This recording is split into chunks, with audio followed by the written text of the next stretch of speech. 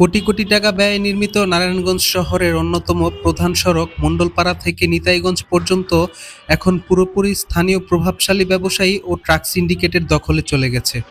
গুরুত্বপূর্ণ এই সড়কটির ৬০ থেকে ৭০% জায়গা দখল করে দিনরাত চলছে পণ্য লোড আনলোড। আর এই সুযোগে ট্রাক মালিক ও চালকেরা পুরো সড়কটিকে বানিয়ে ফেলেছেন বিশাল এক অবৈধ ট্রাক স্ট্যান্ডে। প্রশাসনের নাকের ডগায় চলা এই প্রকাশ্য দখলদারিত্বের কারণে সড়কের ফুটপাত পর্যন্ত বিলীন হয়ে গেছে, যার চরম মূল্য দিতে হচ্ছে সাধারণ পথচারী ও যানজটে আটকে থাকা নগরবাসীকে। সরেজমিনে গিয়ে দেখা যায় নিতাইগঞ্জ মোড় থেকে মণ্ডলপাড়া পর্যন্ত বিশাল এই সড়কটির দুই পাশ জুড়েই ব্যবসায়ীদের মালামাল ও ট্রাকের সারি। রাস্তা দখল করে পণ্য ওঠানো নামানোর কারণে সাধারণ মানুষের হাঁটার কোনো জায়গা নেই। ফুটপাতগুলো ট্রাকের আড়ালে ঢাকা পড়ে যাওয়ায় দিনরাত ২৪ ঘন্টাই তা জনশূন্য থাকে। আর এই জনশূন্যতার সুযোগ নিয়ে লোকচক্ষুর আড়ালে চলে যাওয়া ফুটপাতগুলো এখন ভবঘুরে ও মাদক সেবীদের নিরাপদ আস্তানায় পরিণত হয়েছে।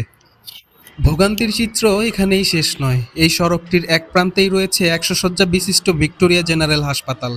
হাসপাতালের মূল গেটের সামনে গেলে বোঝার উপায় থাকে না যে এটি একটি চিকিৎসা কেন্দ্র নাকি অটোমিশুকের স্ট্যান্ড। হাসপাতালের সামনের রাস্তারও ৭০% জায়গা অবৈধ অটোরিকশার দখলে। এমনকি খোদ নগর ভবনের সামনেও ট্রাফিক আইনকে বুড়ো আঙ্গুল দেখিয়ে দিনভর সরকারি বেসরকারি গাড়ি, প্রাইভেট কার, অ্যাম্বুলেন্স ও ট্রাক অবৈধভাবে পার্কিং করে রাখা হচ্ছে।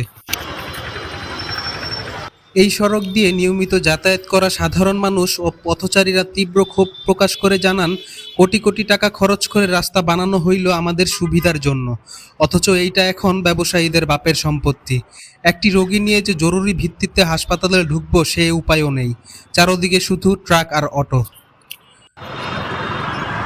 একটি আধুনিক নগরে সড়ক থাকবে মানুষের নির্বিঘ্নে চলাচলের জন্য, ফুটপাত থাকবে পথচারীদের জন্য, আর হাসপাতালের সামনে থাকবে নীরব পরিবেশ।